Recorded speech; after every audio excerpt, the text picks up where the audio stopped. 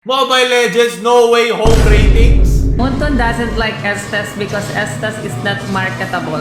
MMFF No Way Home. Pero ang alam ko, Uy, putit lang. Hindi ba yung sound effect na yun sa Mobile Legends? Anime, pwede mo nang dilaan. Ito, di ba pa mga balita kira ngayon linggo?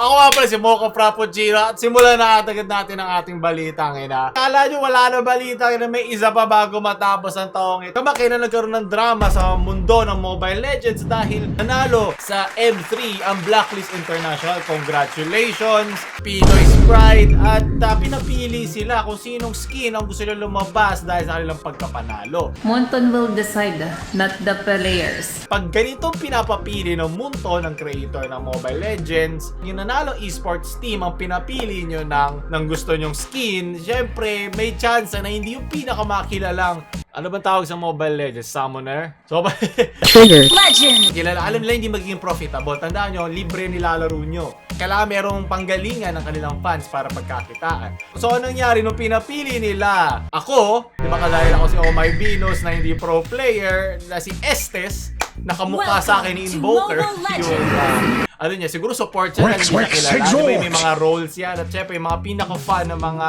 summoners ang pinakasikat. Usually, mga carries o yung mga high damage at very flashy ang mga plays. So, nung nalaman ito ng Munto, sabi na wag na, pumili lang kayo ng tatlo. Wag lang yan kasi alam nila, hindi yun babenta. Syempre, nagalit ang ating Pinoy Sprite at nag-ingay tayo sa ibang mga paraan. Down-vote nila ng down-vote yung rating ng Mobile Legends. At tamang pilitan lang, tamang panliligaw. At syempre, takot na rin ang Mobile Legends na mawalan sila ng malaking fanbase dito sa Pilipinas.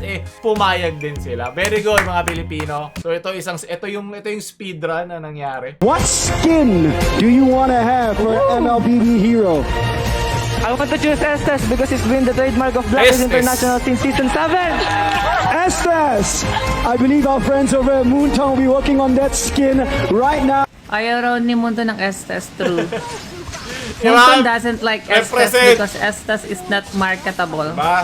Nung sinabi namin Estes yung bet namin, kailangan 3 choices. Betlog And- daw and- kayo and sabi nung ni sinabi Moton. parang Betlog. ganun, Sabi ko na support Usually na mga support talaga hindi kailangan. Parang kung sa Dota yan, si Lich. Ba't mo bigyan Arcana si Lich? Pero diba, players ang bumubuo ng mga ganyan. Ano pang sense na tinanong nyo kami kung kayo rin pala yung mamimili ng skin? Binigyan lang kayo ng chance kasi baka naman sakto. Baka di kailangan magkaroon ng drama. Nagkaroon. Ay sabihin mo regardless na nagbigay kami ng 3 choices. In the first place, yung team, SS na yung pinili.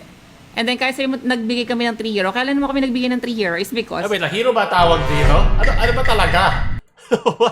Siyempre, hero ayaw na Dota lang ni Moonton ng malakas. SS. So parang, Mag-aaway na naman. parang pinipilit mong bigyan ka ng regalo ng ng Oo. taong ayaw ka naman bigyan. Parang ninong mo lang. Nung Pasko, umpisa, Pasko. like, nasaktan ako. I'm not gonna deny that shit.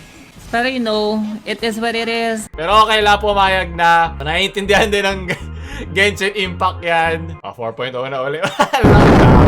Alam ko kasi pwede mo i-report yun Kunyari yung game mo binabomb ng mga ng hindi connected sa game, connected sa politics ng game. Pwede, ganun din sa Steam. Pwede i-report ng developer na kung unfair naman yung pagbabomb ng ratings nila.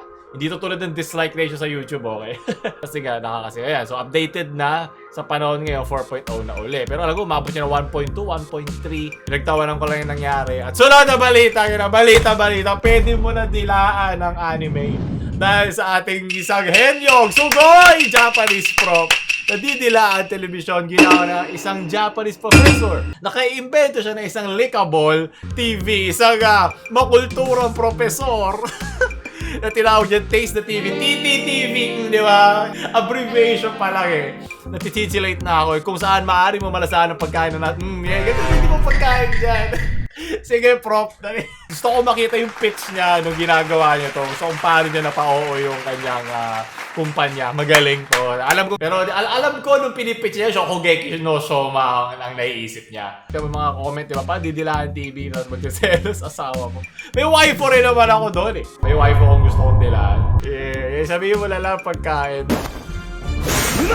Balitang balita, naging delay ang pagpasok ng Spider-Man dahil sa MMFF, dahil ito may entry sila. Siyempre, mas mahirap ngayon manood dahil nga sa pandemya at mas nainis pa sila dahil nga ang kinukumpara mo yung, di ba, isang kilalang industry tulad na Spider-Man sa MMFF na syempre marami ito indie at syempre marami ding elitista na ayaw naman yung pangmasang market. Naiintindihan ko yung nagko-collide ng mga tastes, di ba? Para yung tikim lang ni Japanese prof. Hindi kami nagko-collide ng taste, no? Alam ko sa natin gagamitin yan! It is what it is. So ngayon, dadaanan ko lang lahat ng MFFFFF. Panayin na natin si Tony Gonzaga para sa metadata. Sobrang baho ba talaga na MFFF? MLBB na lang.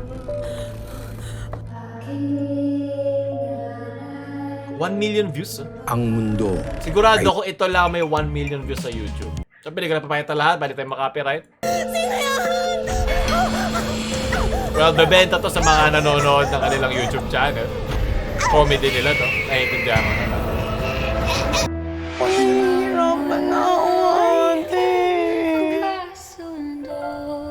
Life is too short talaga kay ako. Mag-I love you. At Sobrang halo-halo na. Biglang may kantang pang chill. magsusorry na ako sa mga Nalilito taxi. na ako. Ano po gusto mo maramdaman ko?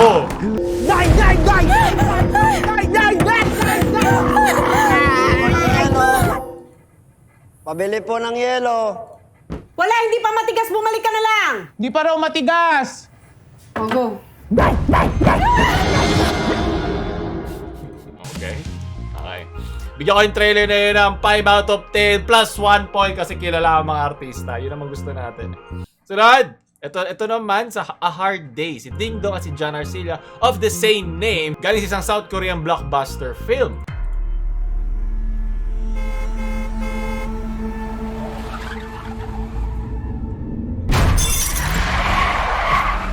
Iniwasan mo yung aso. Tinamaan mo hayop. Pero hanggang alas 12 lang. Ah, Tapos, so yung plot kailangan niya ilipat is sa chapel kunyari, Ay, sorry talaga. papalit niya, pagpapalit niya. Pulis ka pala. Natakot ka dahil pulis ako. Ha? Gusto mo? Ganda Yan yun ang ah. pinakamagandang Pareho tanong mo pulis. sa akin ngayong araw. Okay naman to. Bigyan ko ito ng 8 out of 10. Siyempre, trailer lang to. Di ko alam anong kalalabasan nito sa mismong show. 8 out of 10, General Luna. Sunod, ano to? Big Night. Nakatitiyak ang Human Rights Watch na mas dadanak ang dugo kapag isinapubliko ang listahan ng mga barangay officials na sinasabing sangkot sa droga nang walang sapat na boses basihan. bakla yun? Uy, Darna! Darna! Bakla. Darna! Ah, ito ba yung director na puro sa bakla ang peg? Sa watchlist. Sinalala ko to actor na to eh. Totoo. Para malaman talaga kung sino sa inyong dalawa ang tunay na nagme-may-ari ng panty na yan. Ako! Ano ba, dati kasi nung college ako, talaga meron ako MMFF na card. Talagang kahit ano pwede ko panoorin. Talagang meron talagang mga indie films na sobrang boring. Na hindi talaga siya pangmasa eh. Para talaga siya mga makultura ng mga taong sawang-sawa na siguro sa pangmasa. Siyempre, iba-iba ang taste ng tao. Naiintindihan ko yun. Ako, ina-appreciate ko ng lahat. Kasi art is art, di ba? Lahat yan i-appreciate ko pa. Siyempre, hindi lahat ma-enjoy ko ng matagal, pero na-appreciate ko pa rin pareho. Anong putahe pa yan, di ba? Pwede mangyari sa'yo. Comedy. Nagbibiro ka ba? Diyan na sila, ilang beses ba ito makikita? Die Beautiful and the... Sabi ko na eh, si Die Beautiful napanood ko pa yan. Oy! Daniel Padilla. Daniel Padilla din ng screen. Ah, tungkol sa bagyo. Well, makaka-relate ka dyan dahil sa nangyari kang makailan, di ba sa Odette? Tingin ko ano yung mama. Ganda naman ang mga shots. Anong kain niya? Buti na nag-film ako, nakaka-relate ako gano'ng kahirap gawin yung ibang shots dito. Puta ka yawa! Papanoorin ko to. Yawa pala gusto ko na eh. Maong give fingers na lang. May kilala akong ganong balita. Parating ito't Bakit naman napifeel ko na yung trailer eh. Clover the Finger. Alam nila ano yan. Ano, galing, ito naman, ito yung ginawa niyang show yung kanta niya. Kim Chu. Ano to 2010? May... Alam kong gusto mong umalis ng kumbento. Ah! Alam mo rin. Ano, ito na to? Dito talaga tayo magka-quarantine? Uy, ano yung hawak mo? Ito na to. Bawal to Dito sa talaga kumbento ah. Ano yan? tayo magka-quarantine. Bawal sa kumbento pag bored si sister. Bakit ba kailangan silang ikulong? Hindi ko alam. Pero ang alam ko, Uy, putang ina mo, meron. Wait lang, hindi ba yung sound effect na yun sa Mobile Legends? Alam ko. Parang narinig ko na sa Mobile Legends, yung pag ano, o League of Legends ba yung pag game ready? Roger. Oh, matay! Sabi ko sa iyo eh! Pero alam ko. What? Roger. Seryoso ba ginawa mo? Jumpscare na isang sound effect sa mobile? Ah, nag-i-interconnect! Ang magandang panghuling balita kina nito. It is what it is. Ah! May horror yan. Sanay naman si Kim Chiu sa horror eh. Kasama na si Chris Aquino dyan, di ba? Yung Shake Rattle. Hindi ko na nabigyan ng mga score. Tayo nakalimutan ko na. Bigyan ko to ng isang Mobile Legends out of 1. Roger. Wala pa akong naalalang pasyente na nakakalabas ng buhay sa kwartong yun. Uy, gusto ko pumasok sa kwarto. First time mo mag-apply na nurse? I-assign kita sa recovery section. Saang room ko po siya ilalagay? Sa room 009. Sorry, pare. Tayong namamatayan ng pasyente. Basta ako naniniwala. Sige, ano ka mag-share ka, pare. Kay Mr. Velo. Bago pa man ang laro, alam mo na dapat ang piyesa na tutumba sa kalaban. Yes, yes! Let's go! Wala talagang umanap eh. Ito na lang ba? Hindi importante sa... Ito yung BB sa MLBB. Ito rin. Magagamit natin siya. Alagaan mo Kompleto na. Andito si General Luna. Andito si Emilio Aguinaldo. Kompleto na mga bayani. Tunay na bayani dito yung nag-delay ng Spider-Man. Kano kaya kinita nila dito? Katikbak Nelia. KN for short. Killer Nurse for long. Bakit nyo in-explain agad yung plot? Hindi ba yun yung magiging plot nyo? Medyo tinanong, pero ba mga nagalit? Bibigyan ko to ng MF over FF out of 8. Sunod! At ang huling trailer natin, huling ulan sa tag-araw. Ken-chan and Rita. Love team. Lord, Patawa! bigyan mo ako ng isang sign, oh. Please, isang lang sign, Lord. Isang sign lang ang kailangan ko, Lord. Isang sign lang po.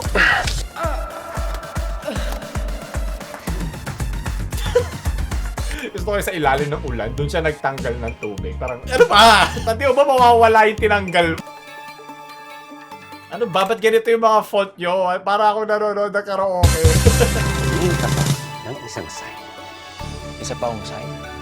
Hingi kayo na hingi ng sign. Ang dapat nasa kamay nyo, ang inyong kinabukasan. Para sisisihin nyo lang sarili nyo. Kapag okay man o hindi, may hingi na hingi ng sign. Gumawa kayo ng paraan.